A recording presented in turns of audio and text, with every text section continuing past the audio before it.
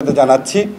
একটা হচ্ছে শুধু শিশু ধর্ষণ মামলার আলাদাভাবে বিচার করার জন্য, শিশু ধর্ষণের মামলার বিচার করার জন্য বিশেষ ট্রাইব্যুনাল স্থাপনের বিধান রাখা হয়েছে। এটা সবাই নীতিগতভাবে সম্মত হয়েছে। আরেকটা হচ্ছে আমাদের অনেক এই নারী ও শিশু নির্যাতন দমন আদালত দেখা যেত মামলার জট লেগে যেত, কারণ এখানে দুই ধরনের মামলা আসতো। একটা হচ্ছে সম্মতি সহ যে সমস্ত ধর্ষণের ঘটনা ঘটতো, যে বিয়ের প্রলোভন দেখিয়ে, এই সমস্ত মামলার অনেক আধিক্য ছিল, এই মামলাগুলাই বেশি ছিল। আর সম্মতি ব্যতিরেকে যেই ধর্ষণের ঘটনা, সেই মামলাগুলোর বিচার এই জন্য আটকে থাকতো।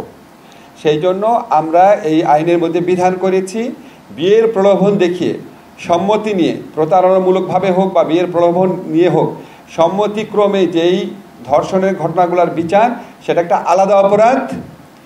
আর হচ্ছে সম্মতি ব্যতিরেকে মাগুরার ক্ষেত্রে, বরগুনার ক্ষেত্রে যেই ঘটনাগুলো ঘটেছে, সেই ধর্ষণের ঘটনাগুলোর আলাদা একটা অপরাধ হিসাবে এখানে আইডেন্টিফাইড হয়েছে।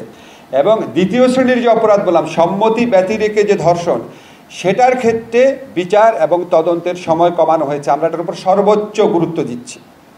এছাড়া আমরা ধর্ষণের মামলার ক্ষেত্রে কিছু ডেফিনেশন এনেছি। ধর্ষণের মামলার ডেফিনেশন পরিবর্তন করে শুধু পুরুষ কর্তৃক না, যে কোনো ব্যক্তি কর্তৃক ধর্ষণকে শাস্তিযোগ্য করা হচ্ছে। এছাড়া ধর্ষণের সংজ্ঞাটাকে ওয়াইড করা হয়েছে, বলাৎকারকে এর মধ্যে ইনক্লুড করা হয়েছে।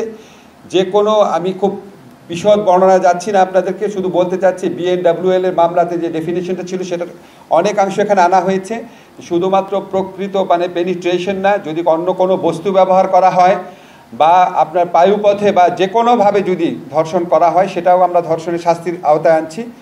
এটা আপনারা মানে যে কোনো ফর্মে যদি ধর্ষণ হয়, এটা আমরা ওয়াইড করে দিচ্ছি। আর থার্ড যে অত্যন্ত গুরুত্বপূর্ণ পরিবর্তন আনা হচ্ছে, সেটা হচ্ছে DNA রিপোর্ট পাওয়ার অপেক্ষায় অনেক মামলা বছরের পর বছর ঝুলে থাকতো।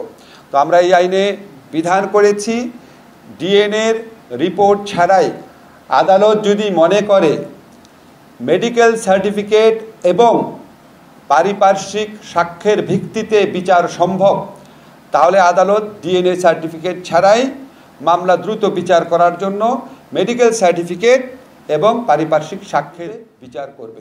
এছাড়া আমরা ভিকটিমদের